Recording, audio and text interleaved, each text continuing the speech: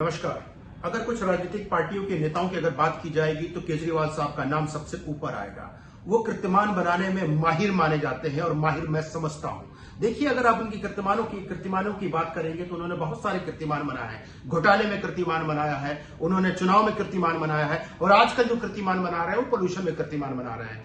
अभी कुछ साल पहले तक जब तक उनकी पंजाब में सरकार नहीं थी तो हमेशा ये आरोप लगाते थे कि जितनी भी पोल्यूशन हो रहा है या प्रदूषण दिल्ली में हो रहा है, पंजाब, हरियाणा, उत्तर प्रदेश की वजह से हो रहा है। जब से पंजाब में इनकी सरकार आ गई है तो अब पंजाब से कोई प्रदूषण नहीं होता। जो भी प्रदूषण होता है वो दिल्ली और हरियाणा से। मैं कुछ आंकड़े तथ्य रखना चाहता हूं जो बहुत महत्वपूर्ण हो जाते हैं और इनकी बातों को जुटलाने के लिए बहुत ही जरूरी है कि किस तरह से झूठ बोलते हैं और किस तरह से आंकड़ों से विपरीत बातें करते हैं। देखिए, रियल टाइम जो AIRI का है उसके अनुसार 845 केसेस जो है पराली के वो पंजाब के हैं और हरियाणा के 209 और 106 उत्तर प्रदेश के हैं। तो आप इससे अंदाजा लगा सकते हैं कि पराली की घटनाएं कितनी बढ़ चुकी हैं। अगर पराली की घटनाओं की बात करें इन पंजाब के अंदर तो तकरीबन 25 से 35% बढ़ चुका है। और पोल्यूशन की अगर हम बात करें तो ऑन एन एवरेज अगर पोल्यूशन की अगर दिल्ली में है तो 900 AQI से लेकर के 1200 के बीच है। देखिए, दिल्ली के लोग एक तरह से गैस चैम्बर में रह रहे हैं, उनके फेफड़े खराब हो रहे हैं। अगर डॉक्टरों की राय ली जाए, डॉक्टरों से बातचीत की जाए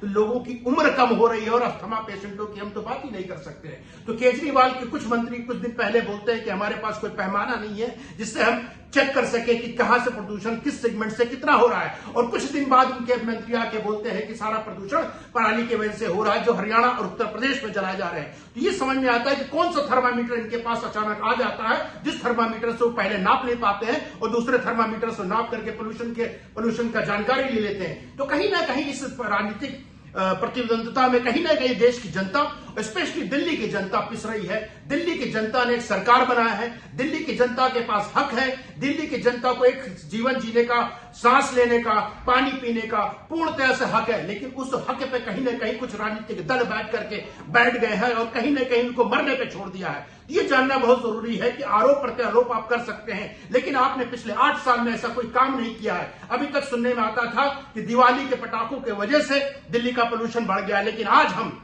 इस समय अगर बात की जाए तो 4 नवंबर का डेट है और दिल्ली में कोई भी दिवाली नहीं आई है, ना ही कोई पटाखे जलाए जा रहे हैं। फिर भी दम घोटू पोल्यूशन है जिसमें सांस लेना मुश्किल है। लोगों को आंखों में जलन सी महसूस हो रही है, आंखों से पानी आ रहे हैं। तो कहीं ना केजरीवाल को अपनी कथनी और करनी में जो कार्य कर रहे हैं उस पर उनको बदलाव लाने की जरूरत है। वो एक राजनीति कर रहे हैं, झूठ की राजनीति नहीं चलेगी। एक तो उन्होंने करप्शन की राजनीति की, अब झूठ की राजनीति कर रहे हैं। आज दिल्ली की जनता इनकी झूठ, इनके करप्शन से थक चुकी है। हो सकता है निजात पाना चाहती हो, लेकिन जब तक सरकार है कम से कम उस जनता से जिससे उन्होंने वादे किए तो उस वादों को पूरा करने की बहुत कोशिश करनी चाहिए। अगर नहीं कर पा रहे एटलीस्ट प्लान बनाना चाहिए, सहयोग लेना चाहिए।